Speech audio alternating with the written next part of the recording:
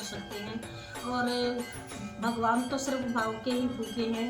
उन्होंने गीता में कहा है, एक पत्ता, एक पुष्प, एक फल, जो भी ऐसा है, भगवान कृष्ण ने कहा है कि जो भी मुझे भाव करो, वो किसी हमारे में समय का कोई प्रावधान नहीं है, क्योंकि हम भाव के भगवान।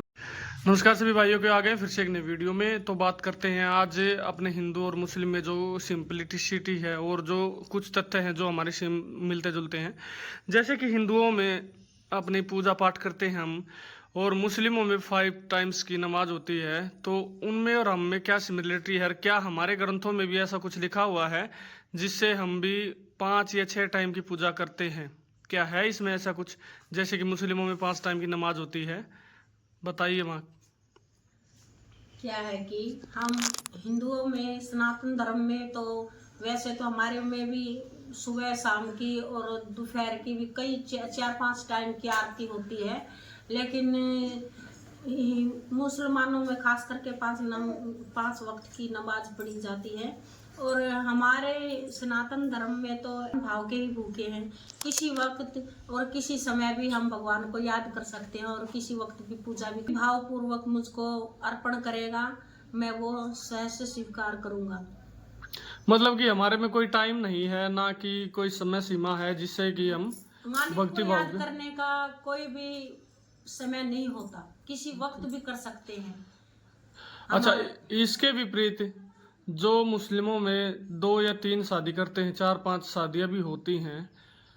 कहने वाले तो ये भी कहते हैं कि हमारे श्री कृष्ण पूज्य, मतलब हमारे जो भगवान है श्री कृष्ण, उन्होंने भी तो 1000 शादियां की थी, मतलब 1000 रानियां रखी थी। तो इसमें और उसमें क्या कंपैरिजन आप कर सकते हो, क्या बता सकते हो? इस चीज के लिए वो भगवान थे और ये इंसान है कलयुग के। हम्म। तो उनमें वो आसमान है, ये तो जर्रा मात्र भी नहीं है उनके सामने।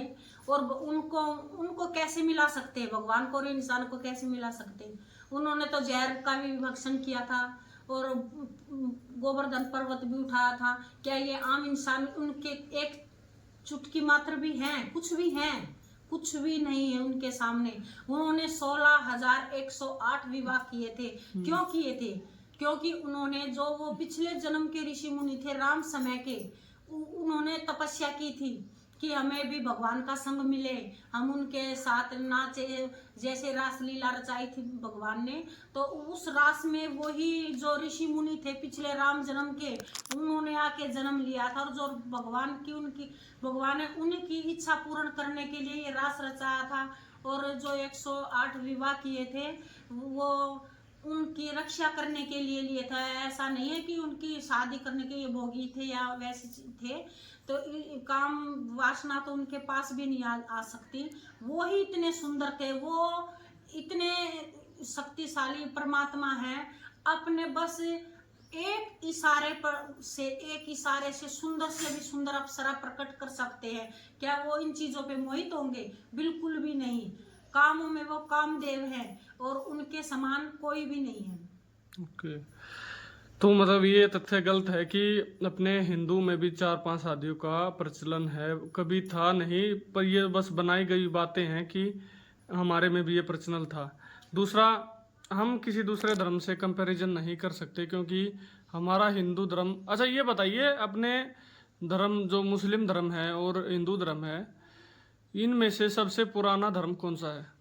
हमारा सनातन धर्म ही सबसे पुराना धर्म है। और इनका तो थोड़े ही दिनों का है, लेकिन सबसे जो हमारा पहले आया है वो हमारा सनातन धर्म ही है। ओके।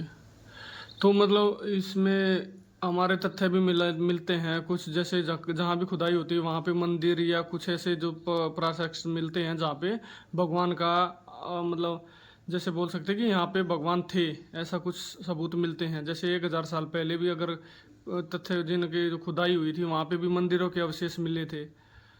जैसे द्वारकाधीश नगरी समुद्र में समा गई थी, तो उसके अंश आज भी मिल रहे हैं और बहुत सारे खोजबीन की गई है। तो वहाँ पर आज भी भगवान के इतने सारे सबूत मिले हैं। तो हमारे शास्त्रों में भी लिखा है, जो हमारे शास्त्रों में बहुत पहले से लिखा हुआ है, वो आज वो साइंटिस्ट उन्हें रिसर्च करके बता रहे हैं। हमारे जो पहले के जो भगवान थे या फिर मतलब वहाँ जब के आदमी थे, उन्होंने पहले से ही, ऋषि मुनियों ने पहले से ही बता दिया था ये आगे जाके ये होने वाला है, तो उनसे बड़ा साइंटिस्ट कौन होगा।